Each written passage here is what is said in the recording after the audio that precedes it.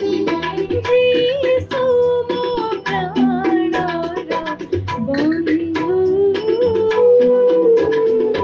ତୁମେ ବିନା ଦୟା ସିନ୍ଧୁ।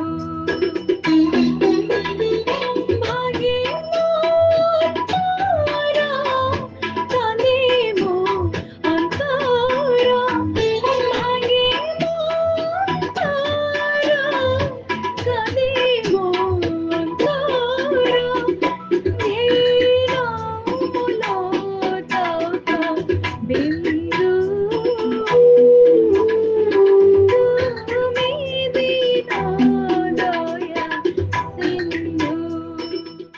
প্রিয় শ্ରୋତା ବନ୍ଧୁ, ପ୍ରଭୁ ଶ୍ରୀଖ୍ରୀଷ୍ଟଙ୍କ ବହୁମୂଲ୍ୟ ନାମରେ ଆପଣଙ୍କୁ ଶୁଭେଚ୍ଛା। ପବିତ୍ର ବାଇବଲର ହିତୋପଦେଶ 17 ଅଧ୍ୟାୟର 17 ପଦରେ ଆମମାନେ ଏହିପରି ପାଠ କରୁ, ବନ୍ଧୁ ସବୁବେଳେ ପ୍ରେମ କରେ, ପୁଣି ଭାଇ ଦୁର୍ଦ୍ଦଶା କାଳ ନିମନ୍ତେ ଜାତ। ପୂର୍ବର କେତେକ ଭାଗମାନଙ୍କରେ ଆମେ ପ୍ରଭୁ ଶ୍ରୀଖ୍ରୀଷ୍ଟଙ୍କୁ ବନ୍ଧୁ ତଥା ଭ୍ରାତା ରୂପେ ଦେଖିଥିଲୁ। ଥରେ ପ୍ରଭୁ ଯୀଶୁଙ୍କର ମାତା ଓ ଭାଇମାନେ ତାହାଙ୍କୁ ସାକ୍ଷାତ କରିବାକୁ ଯାଇଥିଲେ। ଅନେକ ଜନସମାଗମ ହେତୁ ସେମାନେ ତାହାଙ୍କ ପାଖରେ ପହଞ୍ଚି ପାରିନଥିଲେ। କେହି ଜଣେ ତାହାଙ୍କୁ କହିଲେ ଯେ ଆପଣଙ୍କ ମା ଓ ଭାଇମାନେ ଆପଣଙ୍କୁ ସାକ୍ଷାତ କରିବାକୁ ଚାହୁଁଛନ୍ତି। ସେତେବେଳେ ପ୍ରଭୁ କହିଲେ, ମୋର ମା ଓ ଭାଇମାନେ କିଏ? ଯେଉଁମାନେ ଈଶ୍ୱରଙ୍କର ବାକ୍ୟ ଶୁଣି ପାଳନ କରନ୍ତି, ସେମାନେ ହିଁ ମୋର ମା ଓ ଭାଇମାନେ। ସେ କାହିଁକି ଏହିପରି କହିଥିବେ? ଏହାର ଦୁଇଟି କାରଣ ଅଛି। ପ୍ରଥମତଃ, ଯୋହନଙ୍କ ଅନୁସାରେ ଆରମ୍ଭରେ ତାହାଙ୍କ ଭାଇମାନେ ତାହାଙ୍କଠାରେ ବିଶ୍ୱାସ କରୁନଥିଲେ। ଏଥିପାଇଁ ସେ ସେମାନଙ୍କୁ ଆପଣା ଭାଇ ବୋଲି କହିବାକୁ ଆଗ୍ରହୀ ନଥିଲେ। ଦ୍ୱିତୀୟତଃ, ସେ ଏହା ରେଖାଙ୍କିତ କରନ୍ତି ଯେ କାହାକୁ ଭାଇ ଭଉଣୀ ବୋଲି କୁହାଯାଇପାରିବ। ଶାରୀରିକ ସମ୍ପର୍କ ଅପେକ୍ଷା ଆତ୍ମିକ ସମ୍ପର୍କକୁ ସେ ଅଧିକ ଗୁରୁତ୍ୱ ଦିଅନ୍ତି।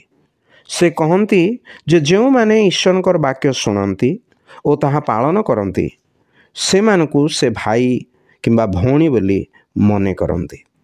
ସେ ଆହୁରି ମଧ୍ୟ କହନ୍ତି, ତୁମ୍ଭେମାନେ କିପରି ଶୁଣୁଅଛ ସେ ବିଷୟରେ ସାବଧାନ। ହଁ, ଆଜି ମଧ୍ୟ ଆମେ ଈଶ୍ୱରଙ୍କର ବାକ୍ୟ ଅର୍ଥାତ୍ ସ୍ୱର୍ଗୀୟ ରାଜ୍ୟର ସୁସମାଚାର ଶ୍ରବଣ କରୁଅଛୁ।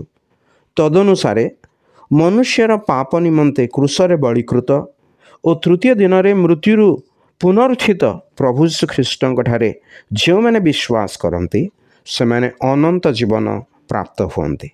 ଆପଣ ଯଦି ଏହି ସୁସମାଚାର ଧ୍ୟାନର ସହିତ ଶୁଣି ପ୍ରଭୁ ଶ୍ରୀଖ୍ରୀଷ୍ଟଙ୍କର ବହୁମୂଲ୍ୟ ନାମରେ ବିଶ୍ୱାସ କରି ତାହାଙ୍କୁ ଗ୍ରହଣ କରିବେ, ତେବେ ଆପଣ ମଧ୍ୟ ତାହାଙ୍କ ଭାଇ କିମ୍ବା ଭଉଣୀ ହେବେ। ତଦନୁରୂପ କରିବା ନିମନ୍ତେ ଈଶ୍ୱର ଆପଣଙ୍କୁ ସାହାଯ୍ୟ କରନ୍ତୁ।